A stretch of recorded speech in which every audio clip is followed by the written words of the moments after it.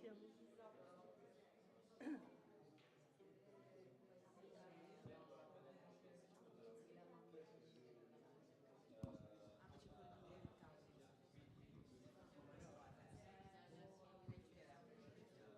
I think I call everybody because it's too small there. So I will just come. Huh? Will be the first, second. On a fait cette nuit. Ok. Il faut me demander. D'accord. Bonjour à tous. Hello to everybody. I think we can start this panel on climate change and tourism flows of the project Herit Adapt. And I'm very, very glad that all the partners could be here to share their experiences. So why we do this? It's the global urgency of addressing climate vulnerabilities and managing tourism flows is one of our nearly daily experiences and issues. And now this workshop, it emphasizes on the collaboration which is issued by the European project, but some people who are not in the project could easily understand why collaboration and cooperation is very, very important in climate change, and we listen to that within the whole Green Destination Conference. We were having some key questions. How can we activate and engage territories and stakeholders within this complex situation of climate change linked to tourism flows? What practical tools and methods are available at the destination and on a heritage level? I say heritage because Herit Adapt is on heritage, natural and cultural heritage. How do we effectively raise awareness among both stakeholders and visitors? I just followed another panel, and there were this guy saying, what is there for us, for the visitors? So this is a question. All tourists always say, what is there for us? So we include this part also in our project. But first, perhaps just some word, Kostas.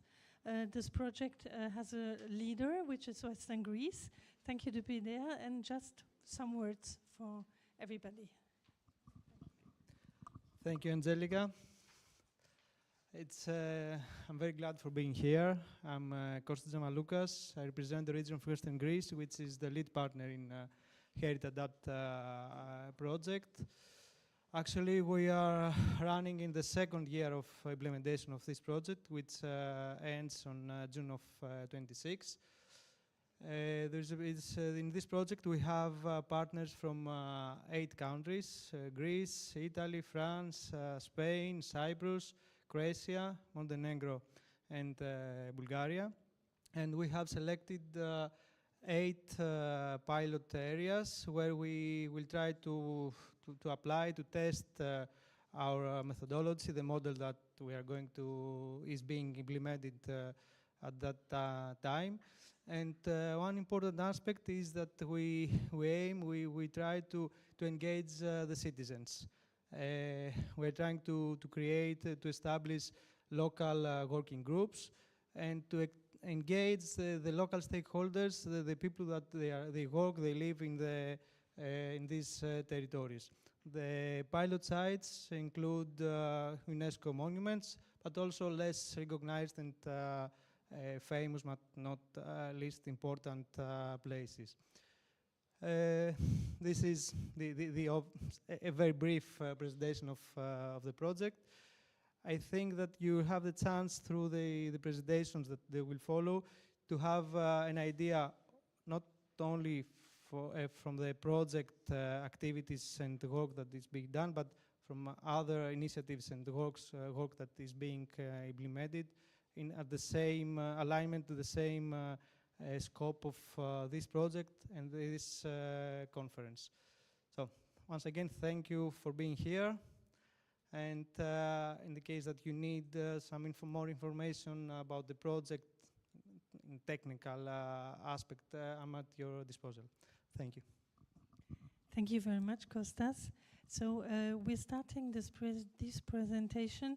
We divided the workshop in four parts. Sorry.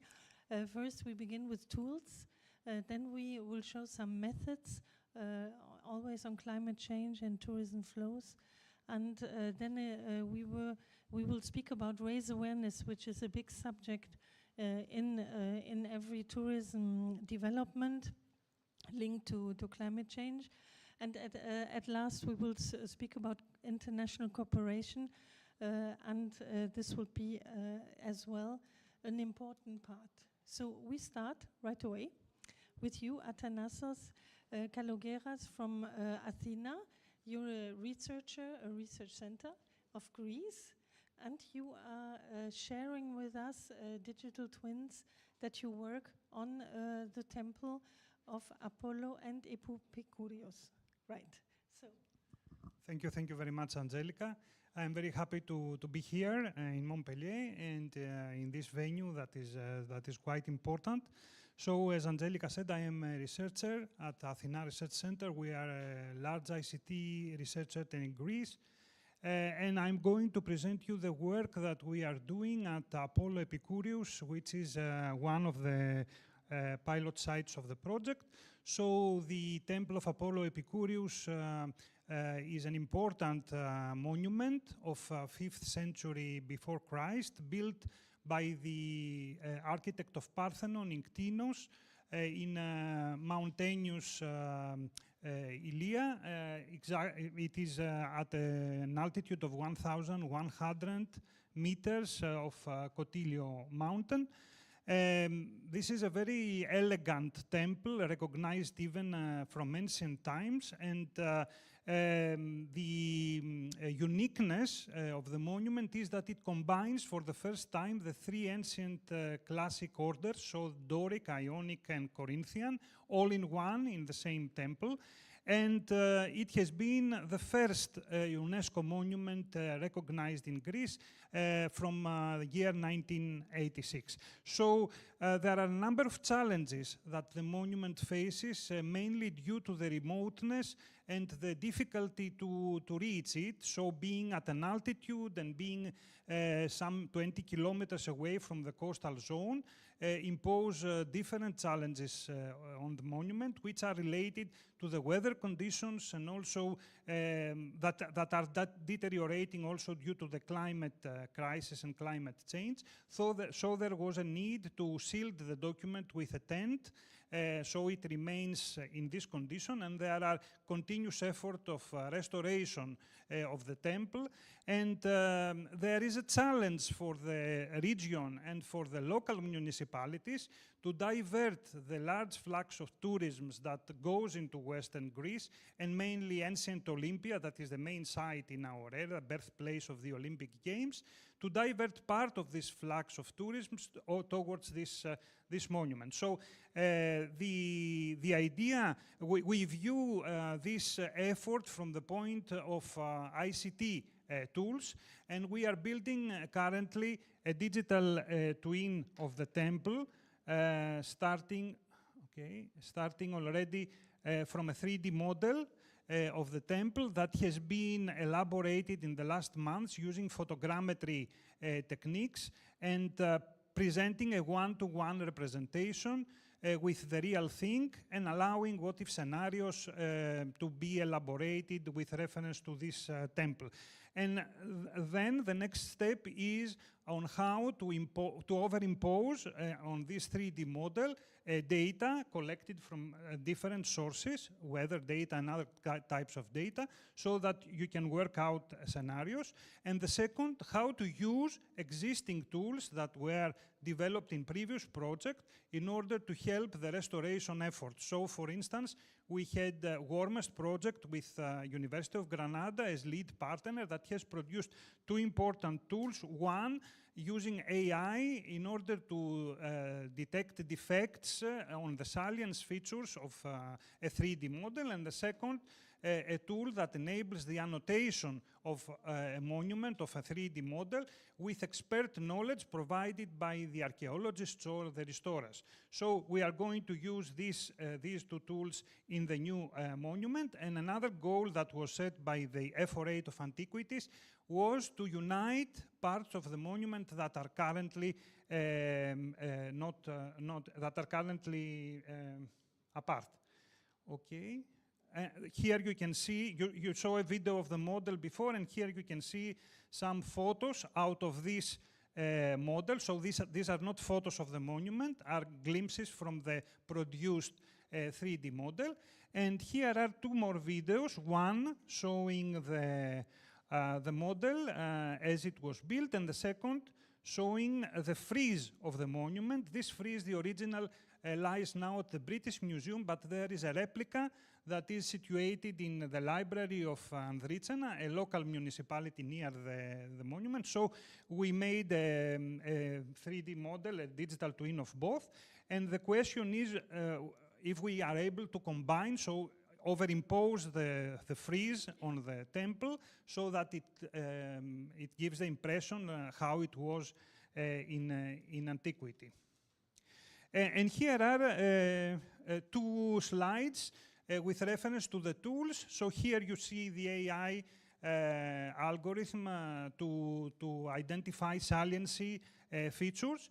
The saliency features are depicted here with a different color on the columns. So these are potential areas that are defected. So it is not necessarily a defect, but it allows the restoration to focus on these areas more than the entire table.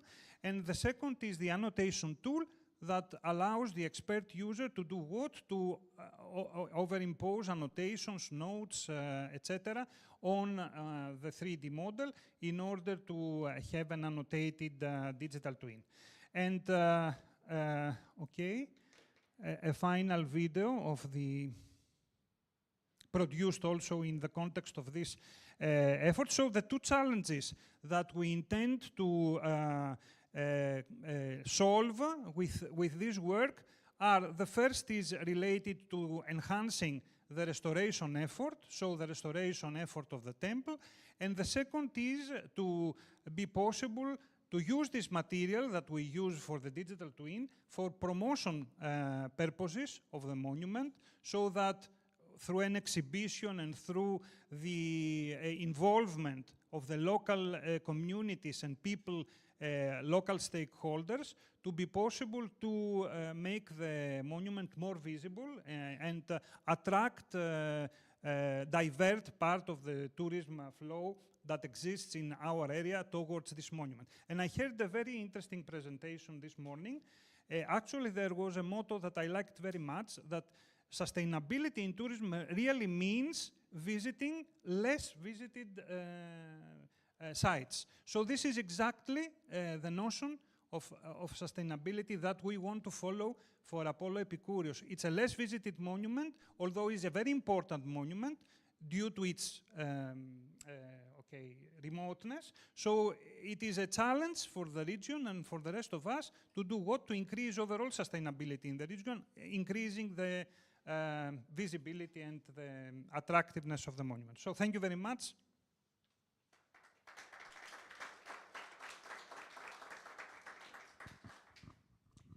Thank you very much. Now, so you saw this first tool.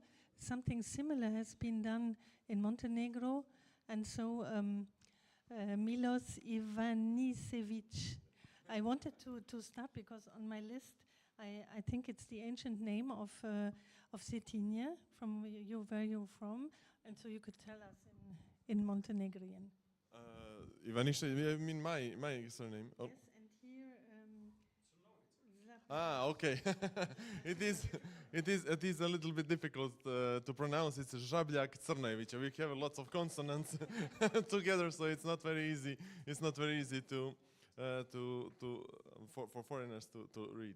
So thank you very much, Angelika. I'm pleased to be here. My name is Miloš Ivanišević. I'm coming from Montenegro, from the old royal capital, Cetinje.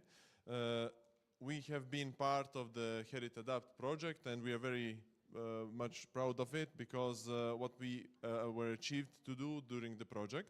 So first of all, Cetinje is situated in the southwestern part of Montenegro, and it was the capital of Montenegro from 1482 up until the Second World War, when the capital was transferred to Podgorica, and now Podgorica is the capital, but Cetinje is recognized as the old royal capital even in the constitution. So we are a historic and cultural center of Montenegro, but not only a cultural and historic center, we are also a natural center because we have two national parks. National Park Skadar Lake, which is divided between Montenegro and Albania, 2/3 in Montenegro and 1/3 in Albania. And the second one is the National Park Ločan, or the mountain, where you can have this view. It's one of the views from the mountain that you see on this picture.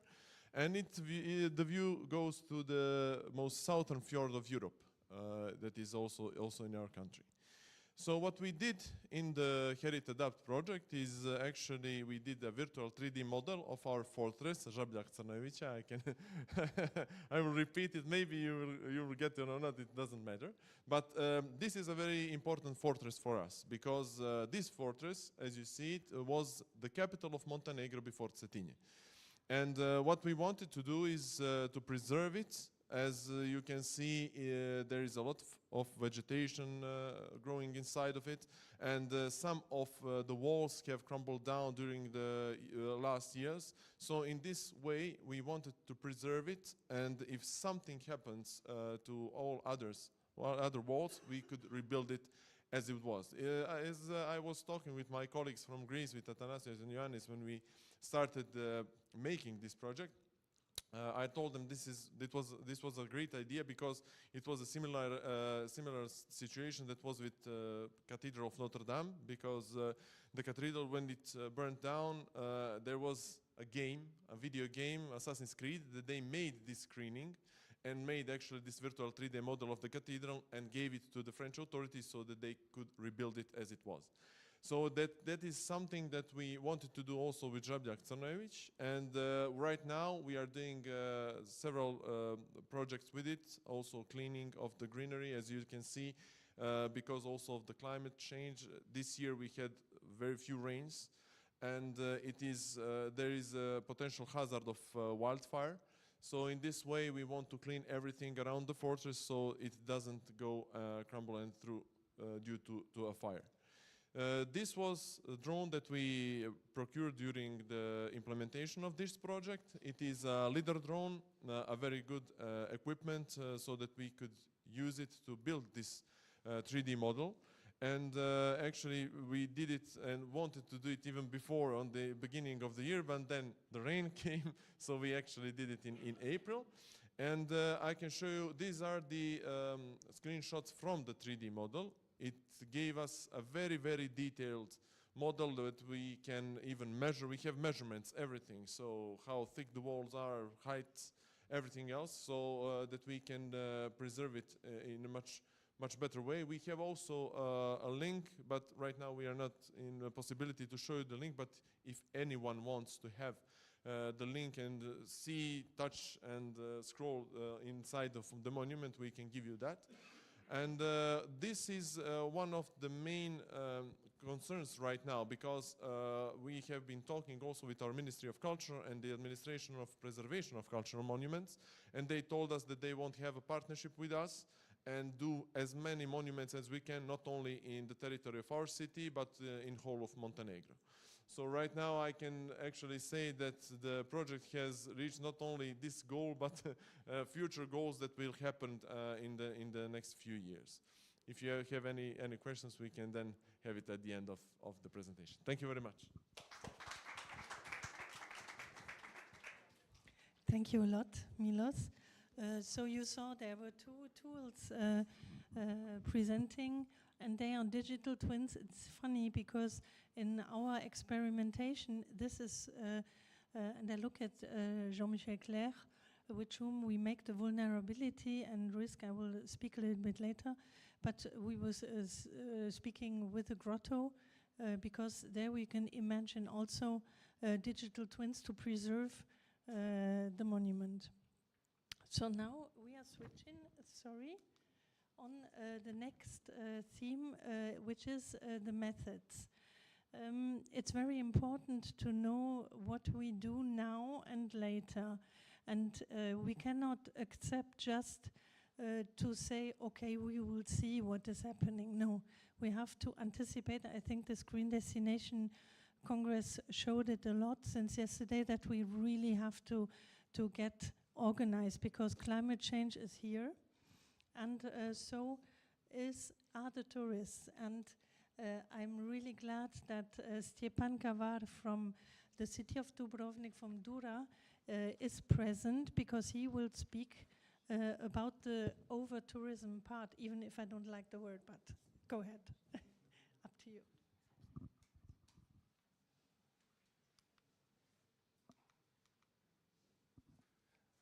Hello everybody, my name is Stjepan. I come from Dubrovnik Development Agency, a non-profit organization founded by the city of Dubrovnik in ownership of the city of Dubrovnik, link between the city and other institutions and organizations responsible for sustainable development. There are many obligations in Dubrovnik Development Agency, among them mostly implementing, preparation and writing European projects, but also the Dubrovnik Development Agency is coordinator of Dubrovnik Smart City project, of Dubrovnik Participatory Budgeting project. It's giving support to SMEs, startups through education, Dubrovnik Business Incubator, and so on. A few words about Dubrovnik. Popular Mediterranean destination under UNESCO protection since 1979. Very small city, 42,000 inhabitants, and 1.3 to 1.4 million arrivals during the year. It's a small city with big number of arrivals, and you can see from these numbers 85 to 90% of airplane and cruise ship arrivals are between May and November, so tourism in Dubrovnik is still pretty seasonal, and it's creating a big pressure to the small city. So in between 2010 and 2022, tourist arrival figures doubled.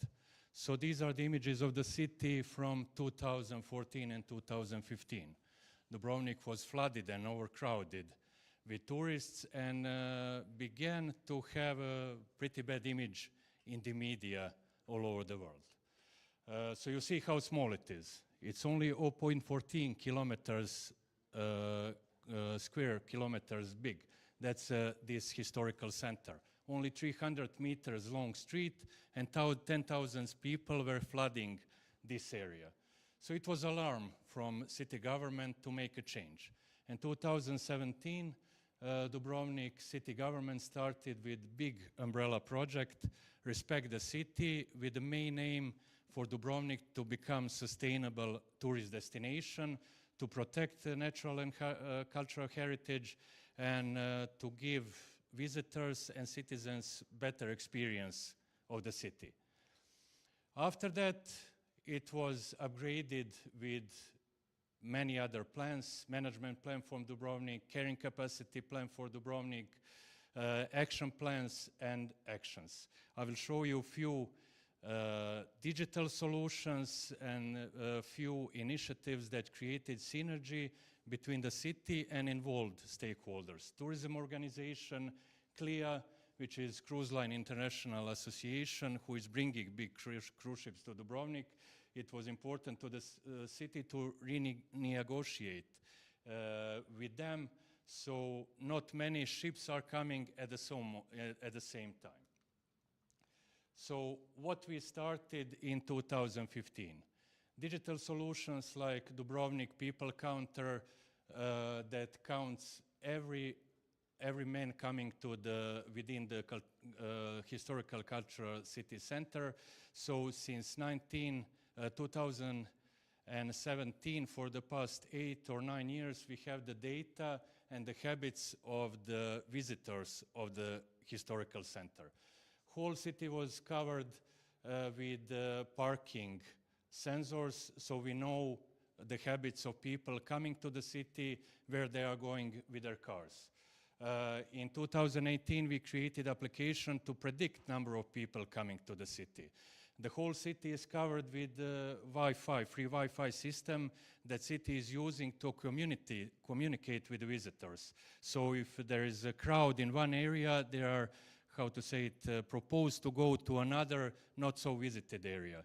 Dubrovnik City Pass with slots to visit Dubrovnik museums, with slots to visit Dubrovnik walls.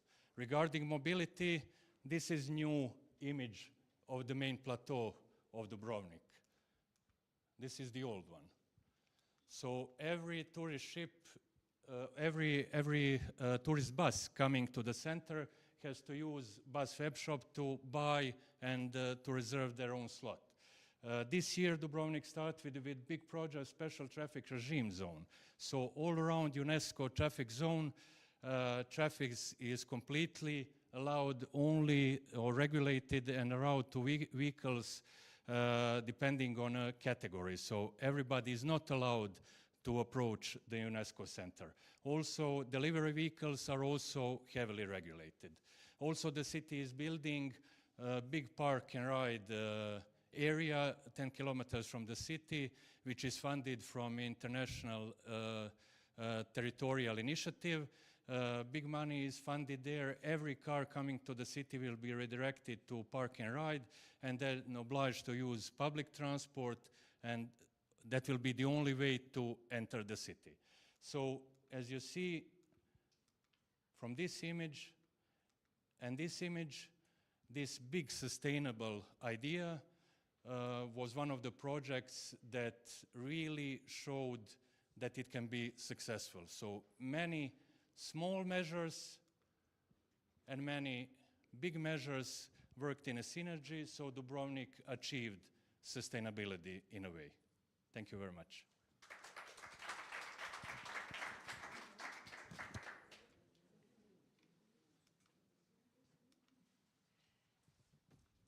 Thank you very much.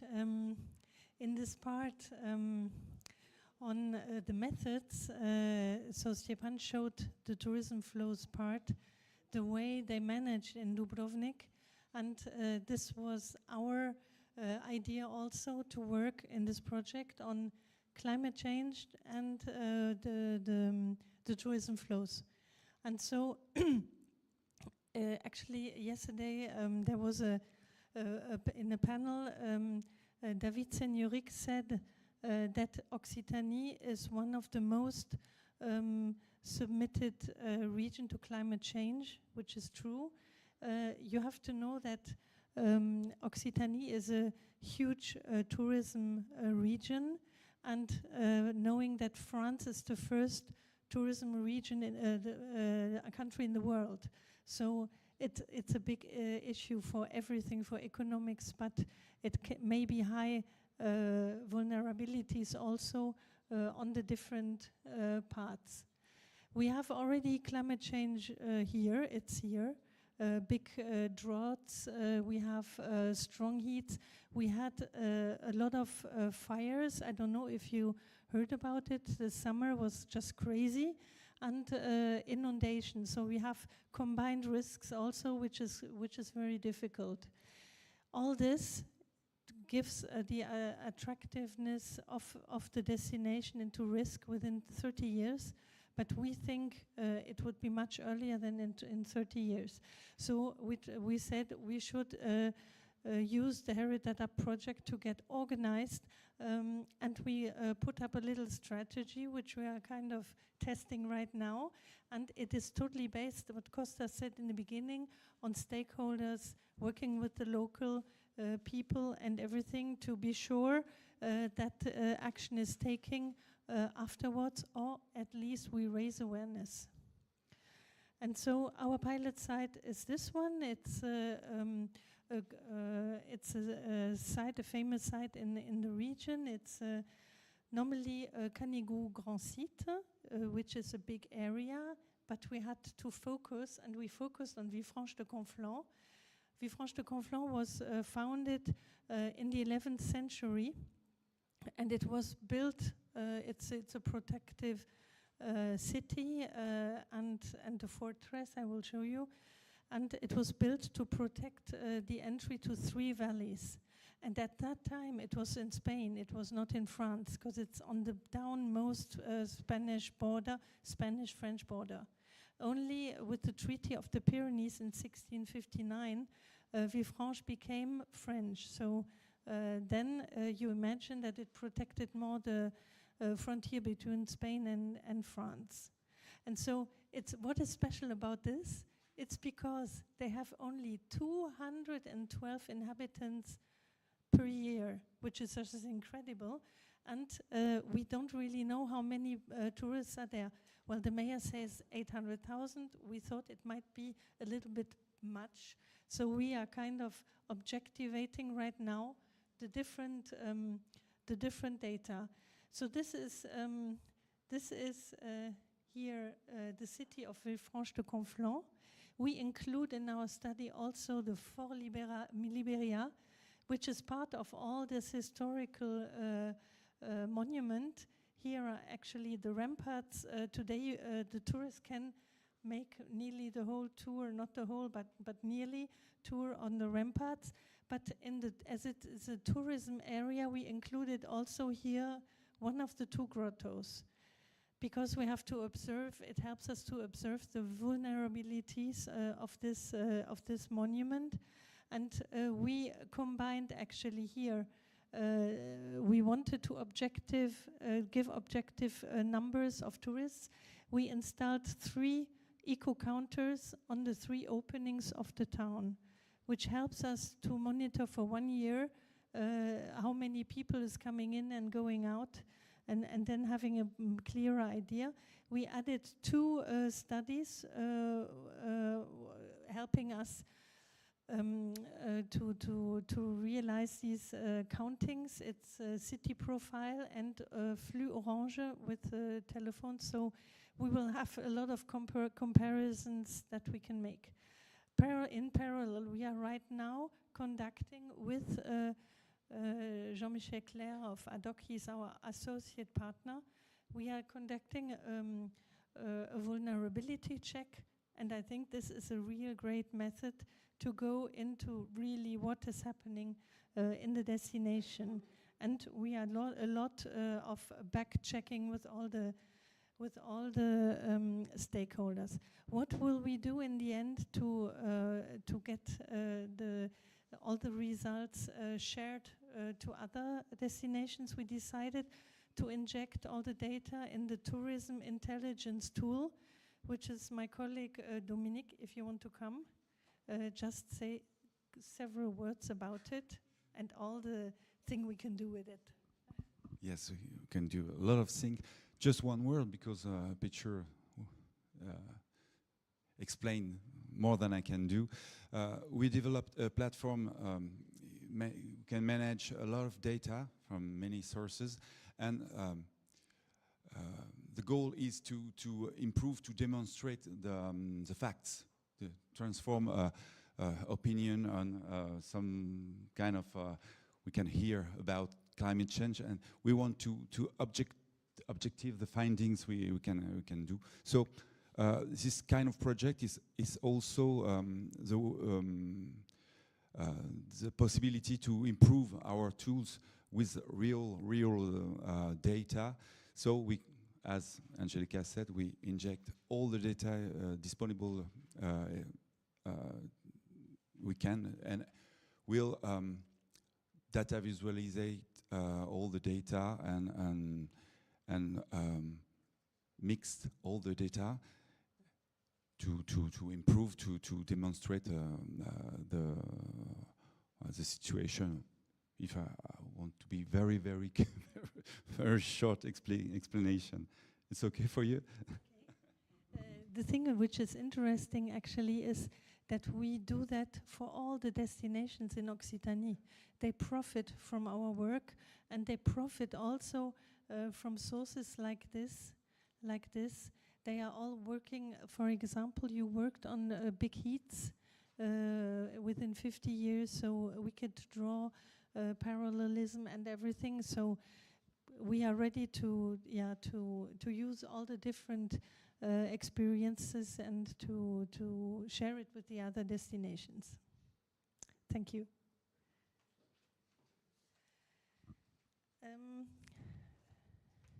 Third theme is raise awareness.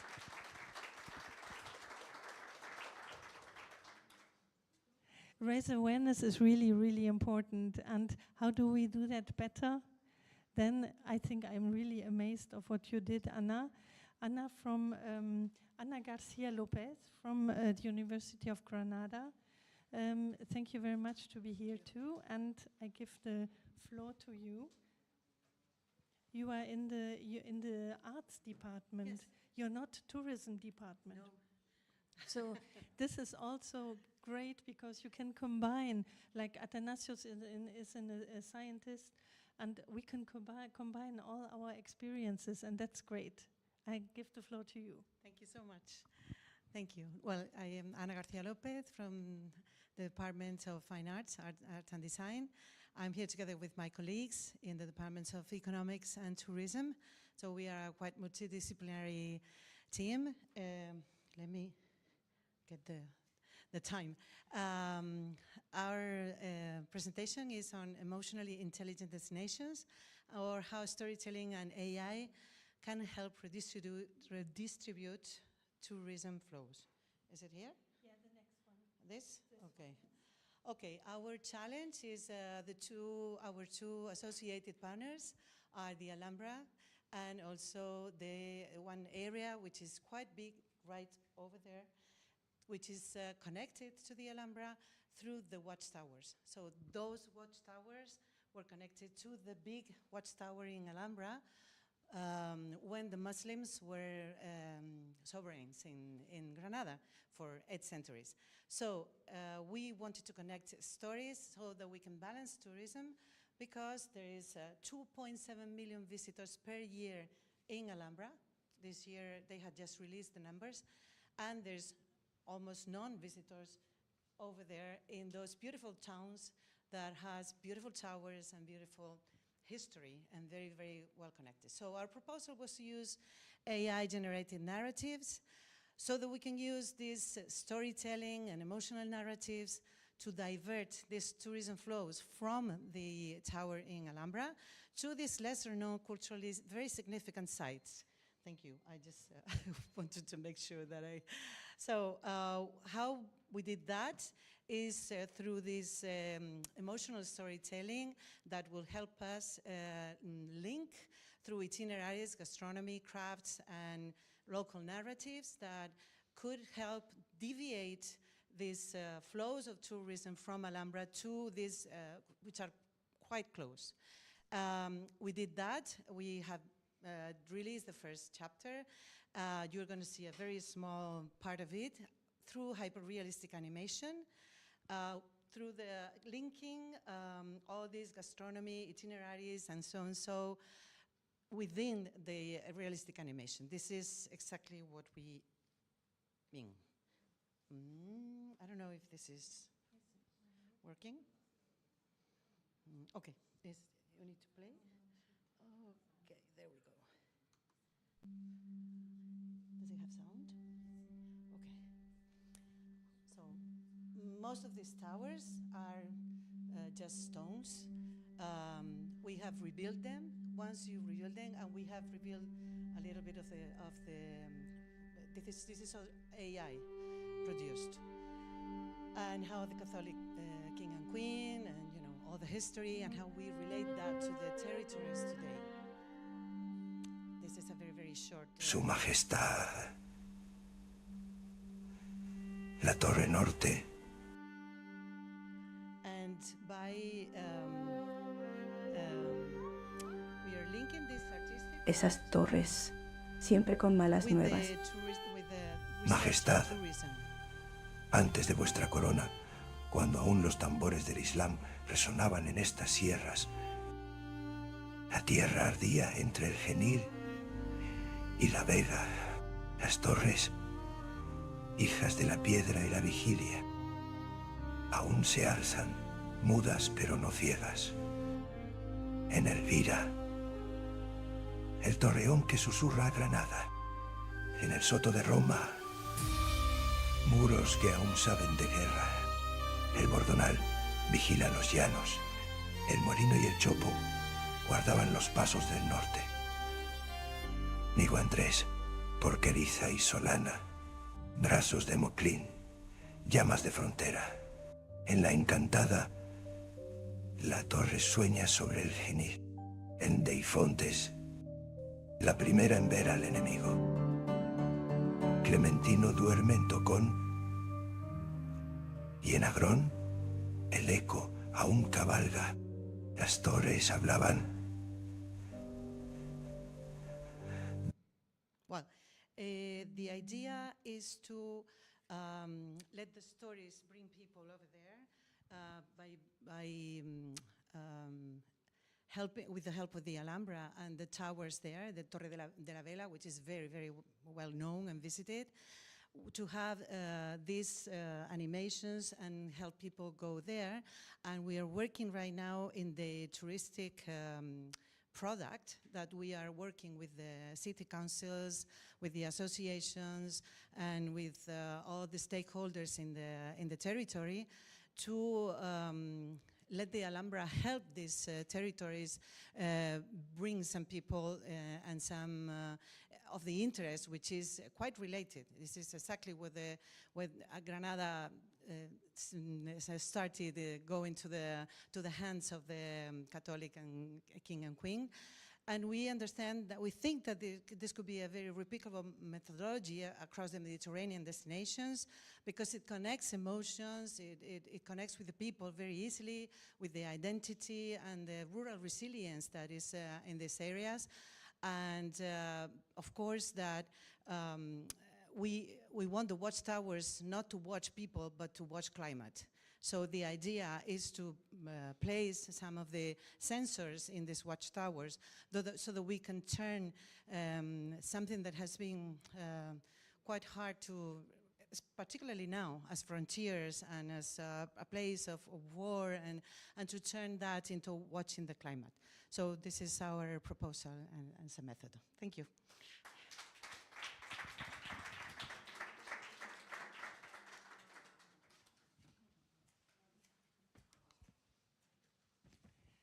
Thanks a lot, Anna. So raising awareness is done in very different ways. I imagine you all are working on that also.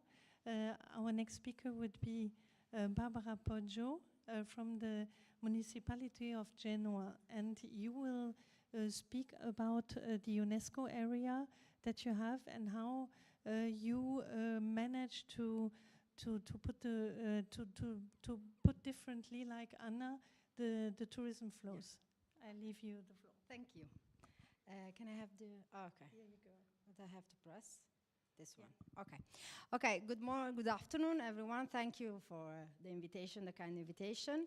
And I'm Barbara Poggio. I work in the International Relations Office of the Municipality of Genoa, and I'm here to share with you our experience in Herit Adapt. Some facts, very fast fact and figures of Genoa. We are one of the most populated city, big city in Italy, in the northwest of Italy. We are a port city, and till the 90s of the past century, we were an industrial city, industrial and port city. After the crisis in the middle 90s of the past century, the city started to change itself towards a more touristic city and a cultural city, also thanks to big events like the Capital of Culture 2004 and the World UNESCO World Heritage recognition in 2006. We have a beautiful historic center with a lot of buildings, and 42 are now UNESCO site. We, the municipality, started working towards attract tourism, and we are still in growing trends. At the same time, we are starting experiencing some little effect of over-tourism. Some places and areas more congestionate in some part of the year. So since some year we started working on sustainable tourism, on experience tourism and quality tourism. So the idea is to attract a different kind of tourism. This morning we were listening to another way to call sustainable tourism, responsible tourism. That could be the case also for us. A lot of projects are currently ongoing on the UNESCO site of Genoa. So the idea with the Herit Adapt project was not to overlap to this project. So we decided to focus our work in not in the UNESCO site, but in its buffer zone that is full of beautiful buildings, beautiful places, and it is still the historic center of Genoa, so we are not far away. Even if the idea of the municipality in this past years was also to diversify the offer, the tourist offer, the cultural tourist offer, but also the world tourist offer, because we are a city, so we have beautiful landscape, we have hills, and so on. We decided to focus on the Oriental Art Museum of the city, Edoardo Chiossone, that is particular for its architecture, because it reminds to Japanese architecture. It is a unique building, big building. It is in a park in the city center, so it could also give to tourists a refreshing, relaxing pause during the visit of the UNESCO site, during summer, for example. And it is the most important Oriental art museum in Italy and one of the most important in Europe. At the same time, we have to say that even if it is very close to the city center, this is the city center. This is the beautiful view that you have from the museum and from the park. Even if it's very, very close to it is in the city center, people and citizens and tourists don't know it a lot because they can't reach it, or it seems difficult to reach, but it is in a walking distance from the UNESCO site. So this is one of the weaknesses, and the other one is the fragility of the artworks that are conserved, and the particular architecture of the building doesn't allow to have a climatization system. So during summer time and during very high temperature, the museum has to close, because the artwork can suffer from this high temperature. With the Herit Adapt and working with the territorial working group of the Herit Adapt, with the Department of Tourism and the Department of Culture, we decided to work on two strands that are the two strands of the project. So protecting cultural heritage from over-tourism and from climate change. The first is to try to promote, to increase the promotion of the museum with vertical and horizontal signage in the city, in the center, but also in the park. It is a big part, very nice, but sometimes could be difficult also to reach the museum entering from the wrong part of the park. And also to promote it digitally, also by notifying Google. For example, Google Maps gives you a wrong way to access the museum, a very difficult way. So it could be the case also to work on that. The other strand is to try to support the protection of the artworks, as it is impossible to, or very, not impossible, but very, very expensive to put a climatization system in this building, because you see, it is a unique one. I didn't put other photos, but it is a unique building. We decided to digitalize and create digital twins of the armors, samurai armors that are inside, so that in the period of high temperature, the curator and the director of the museum can decide to put the original in the warehouse that are with acclimatization and expose the digital twins. That's a way to protect these fragile artworks, because they are made of material that can suffer very, very high temperature. And that's it.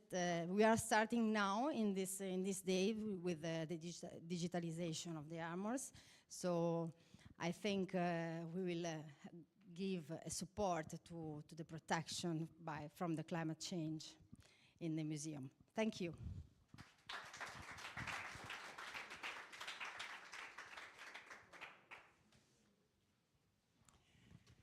So thank you very much, Barbara and Anna, for this part on raising awareness.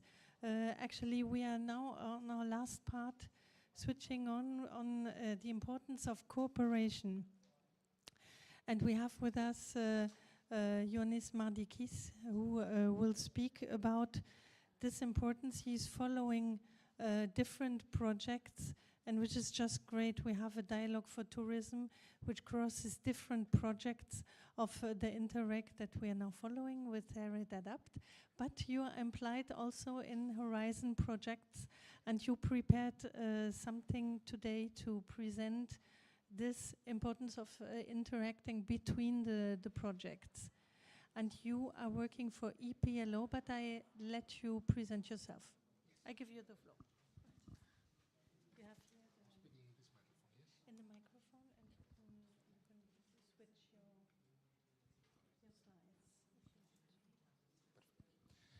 So hello from my side also. I'm Ioannis Mardikis. I'm Environmental Sustainability Specialist of European Public Law Organization, EPLO.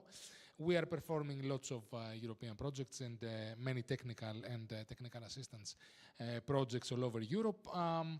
We are actually working from 1995 and we have implemented more than 200 projects so far.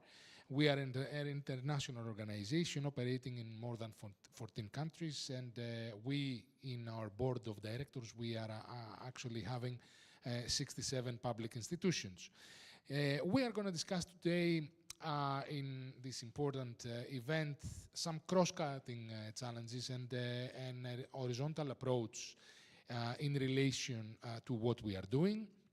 So among Herit Adapt, we are also partners of the governance project, which is called Dialogue for Tourism. And the idea of the Interreg Euromed program was actually to, I will give you one word, to create synergies among different projects, to accelerate the ability for different projects that are speaking for the same topics and they are touching the same issues to come together in order to communicate the results and create something that could actually be more than the reach of a single consortium, of a single partner. So when it comes to the community of projects inside Interreg Euromed architecture, Herit Adapt, Herit Adapt is actually here, so we belong in the cluster that is related with climate adaptation and risk prevention, while in the meantime, there are several other clusters of projects. They are actually groups of projects that are related either with innovation and technology capacities, either with circular economy, either with climate change adaptation or nature and biodiversity. So we are trying to find similarities and we are trying to find a common ground in order for us to promote the dialogue the cross-dialogue among the different various projects. An example, we could invite all of them to come into our workshops, to come into our events. We could also try to find some common solutions that probably in Nature for Change, that they are creating a sustainable tourism model, a climate models, we could work together. So these are some ideas. All this is actually tuned by the community of projects which belongs to the Euromed program. When it comes to dialogue for tourism, we are seeking those results from the different projects that could be integrated in several policy papers, in various policy briefs, policy recommendations, and they can actually be the tools that will accelerate the policy dialogue in the tourism sector. We know that the tourism sector is very broad. It has many, it's a complex ecosystem, so we are trying with this project to accelerate the policy dialogue. In this sense, we have created a policy brief. It was actually a policy handbook of 70 pages, and then we created a policy brief that was connecting the critical intersection of tourism and climate adaptation in the Euro-Mediterranean region. Herit Adapt has provided inputs in this policy paper. So there were many case studies that were extracted from the thematic projects that I demonstrated you in the previous slide, and very important policy recommendations that will feed the work of this project of Dialogue for Tourism, which has sustainable tourism policy labs with many tourism experts. It has a network of sustainable tourism observatories where cities that are interested can join and start to be trained. It has major events, and it will produce lots of policy work. I'm moving on. You all have these, you all know these elements that I will be discussing about. So tourism is actually a cornerstone of the Euromed economy. We are having more than 300 million tourists that are coming to Mediterranean annually.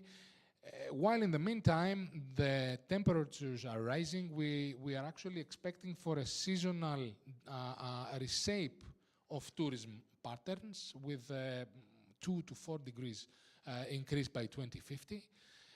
In the meantime, we have a severe biodiversity loss, such as a 30% decline in Posidonia oceanica due to the anchors of the yachts and many other factors. The carbon footprint of tourism is very important because it is influenced by air travel, and it contributes 5% in the total region greenhouse gas emissions. And of course, one of the main elements that we are missing so far is the national strategies and the local strategies to embed climate risk assessments, because they are very important in terms of the viability of the companies that are actually operating in the tourism sector, after all. And one element which is very, very important is actually the tourism governance with cross-border collaboration. So some of the recommendations that we came upon and we found during the creation of this policy paper was actually the fact that we need to strengthen a multi-stakeholder collaboration, as we did in Herit Adapt.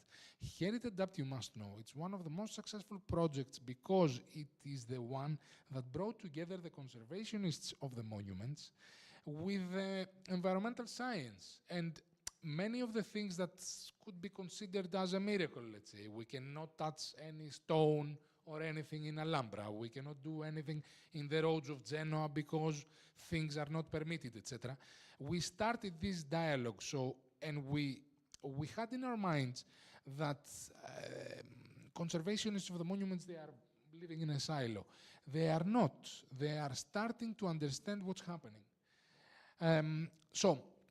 Sustainable practices, of course, we have to incentivize eco-friendly initiatives, and we have to urge all the tourism sector to gain some of the certifications. Digital innovation, as again in Herit Adapt, is totally needed. Community engagement is one of the essences of tourism success. And of course, monitoring and evaluation, very successful KPIs that need to be set. Also in Herit Adapt, we need to come up with a set of KPIs to measure our project success. They have to be established. And of course, advanced tools for policy making. As I told you before, the policy making in terms of destinations, national authorities, all the market is something very important. So there is a fragmentation in the tourism sector that needs to be addressed. I'm moving on to another project now, which is actually related in some part with Herit Adapt, because in this project, it's one of the flagship projects of the Mediterranean. We belong in one out of 5 flagship projects in Europe. We are seeking these nature-based solutions that can actually make a change in order to accelerate transformation towards climate adaptation and resilience in the Mediterranean. When it comes to DesertMed, it's a project of 5 years. We will have very important results in terms of nature-based solutions that can be transferred to territories. And when we are speaking about Herit Adapt, this is the heart of the project, meaning what? That we are actually implementing a transformative adaptation journey. We are operating in 5 demonstrating regions, very important regions in these countries: Portugal, Spain, Italy, Croatia, and Greece. And we have also 3 replication regions that are going to be adopting the lessons learned. So this is actually a transformative adaptation journey, because when we're speaking about nature-based solutions and lists of nature-based solutions, we have to understand that we need to change the mindset of, first of all, the policymakers, and then all the actors that are involved in the decisions that need to be taken. So when it comes to DesertMed, it actually enables these conditions for the transformation that needs to be done. It encourages the dialogues and peer-to-peer exchanges among these Mediterranean regions. And I could speak for a lot of issues that are actually the project is implementing. We are going to have a catalog of nature-based solutions, implementation plans in these regions that can be replicable. I mean, the other regions could copy and paste them. Regional toolkits, policy briefs, and of course, many governance schemes that could be adopted in order for them to achieve also a success in terms of adopting nature-based solutions in their territory. I think that's it.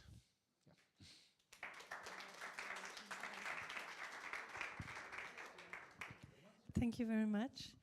So we are coming kind of at the end of our panel, and everybody took only 5 minutes, nearly. So it was really great, and we have some time for discussion.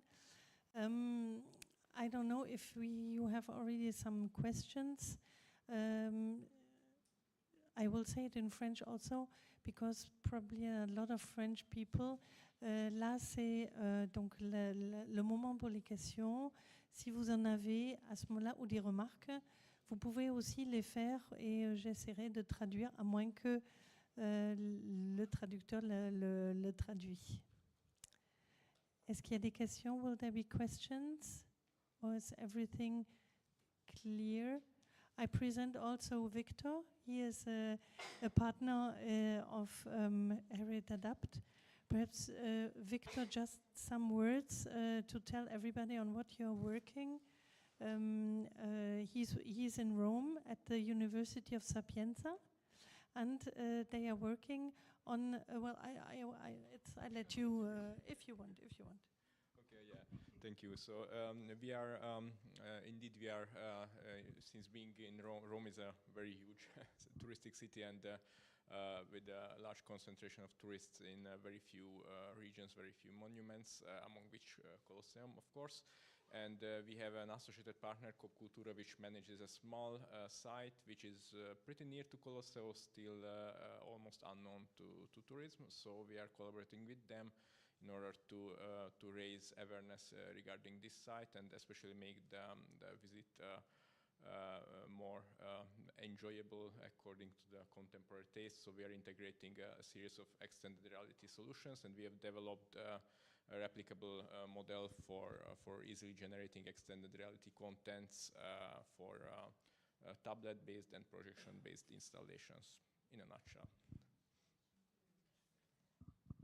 So this one is very interesting because it's the same or similar problematic as in Dubrovnik, where you have a lot of tourists concentrated on one or several sites, and then you find some ways to bring them to other places. I think there is another project, Ioannis, Cool Noons. It is like not a twin project, but it's quite similar, and they are working, and you are part of it too. You could like speak about that. Yes.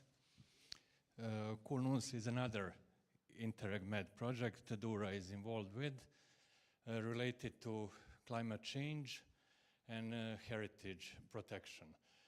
So what we are doing in Dubrovnik, we are creating special cool paths. So during the summer, people can have shelter from heat waves.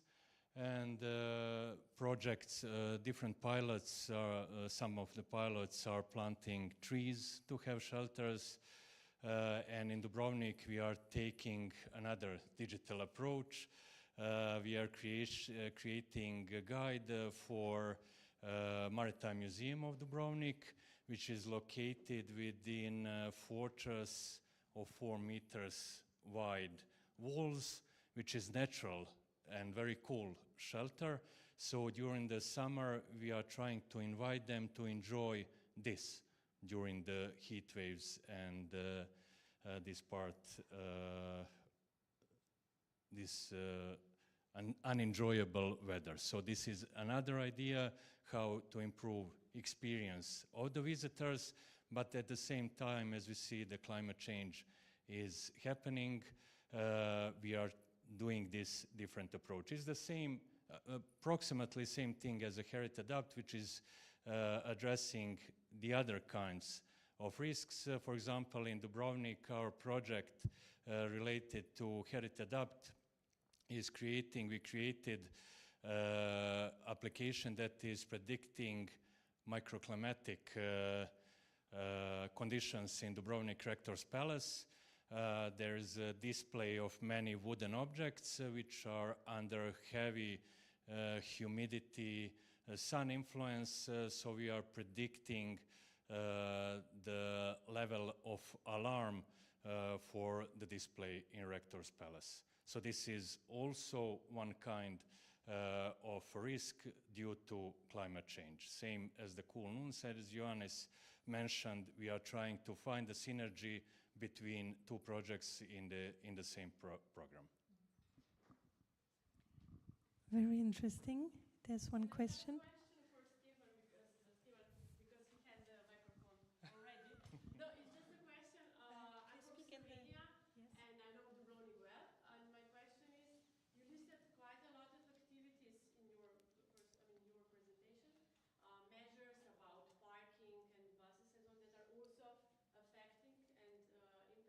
Locals living in Dubrovnik. How are you working with them, with the local community? How do you cooperate? How do you communicate? All these like measures affecting them as well. Could you please just repeat? I think it didn't record the question. Just follow. Okay.